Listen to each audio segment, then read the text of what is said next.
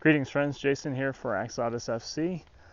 As you may have noticed, I missed an episode yesterday, but this is episode 75, and actually I had a 2-episode buffer where I did 2 one day, so I'm still averaging like 1 episode a day over 75 days. So I feel I feel okay missing yesterday.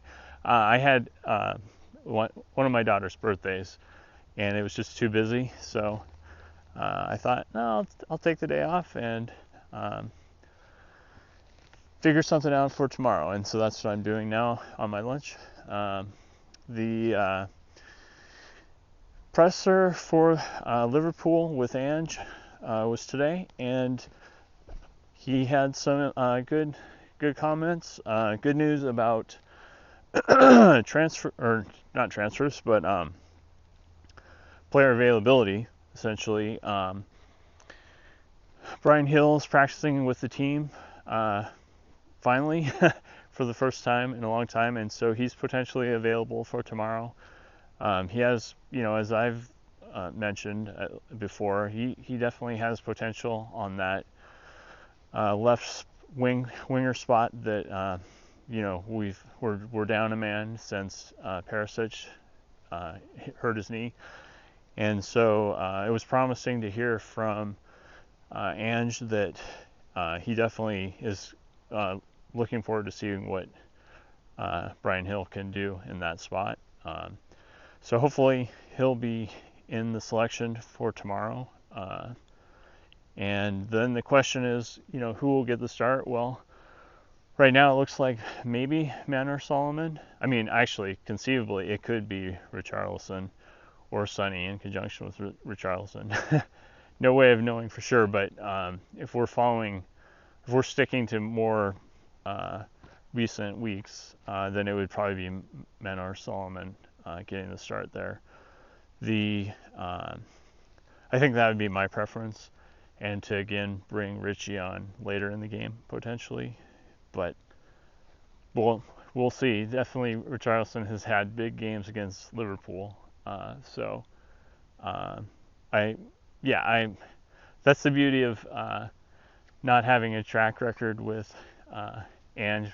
He can throw a wild card, etc. But anyway, the word is Brendan Johnson sitting this week out. They're just playing it safe with his injury. They think he'll be available pretty soon, but they just want to give him one more week to recover with that hamstring scare that we got, and seems like a sensible approach for things. Let's see. Additionally, on the injury front, we did see that Sess, I think, is starting to do light work.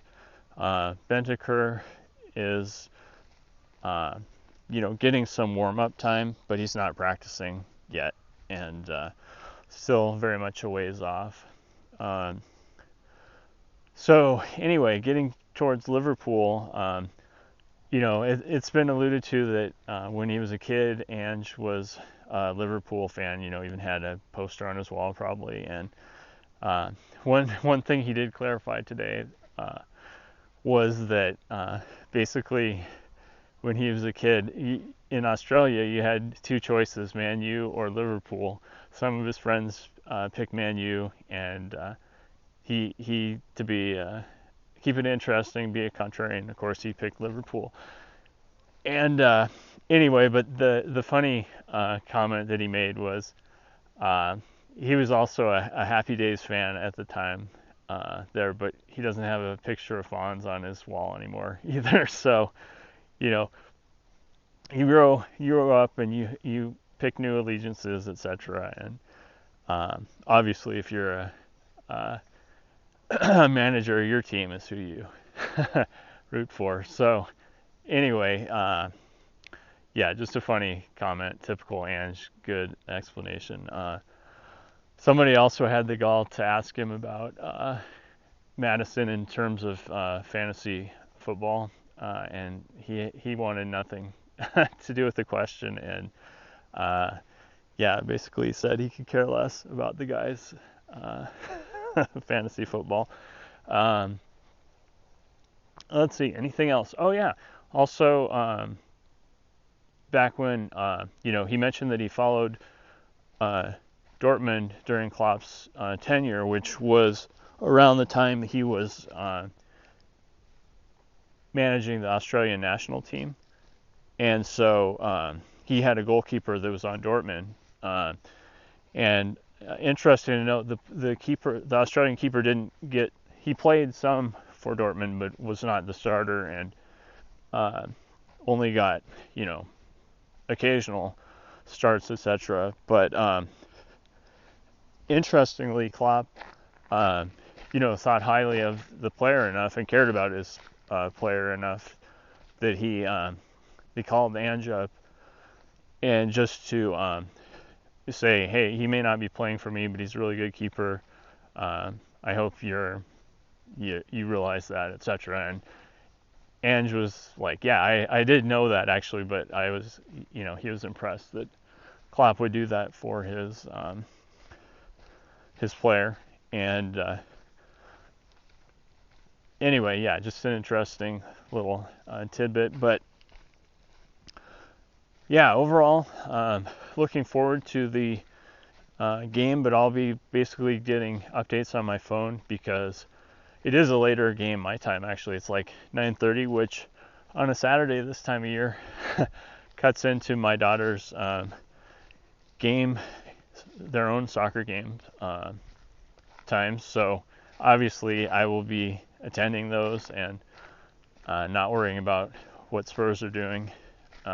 And in fact, it is on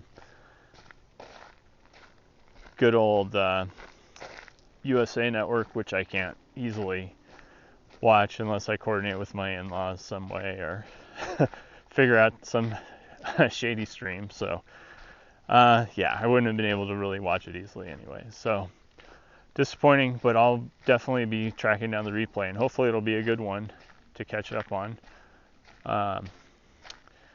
Beyond that, I think I'm pretty good. Are those turkeys ahead, or those... Not sure if there's something else. Anyway, thanks for tuning in as usual. Please like and subscribe if you enjoy these. And remember, there is to do.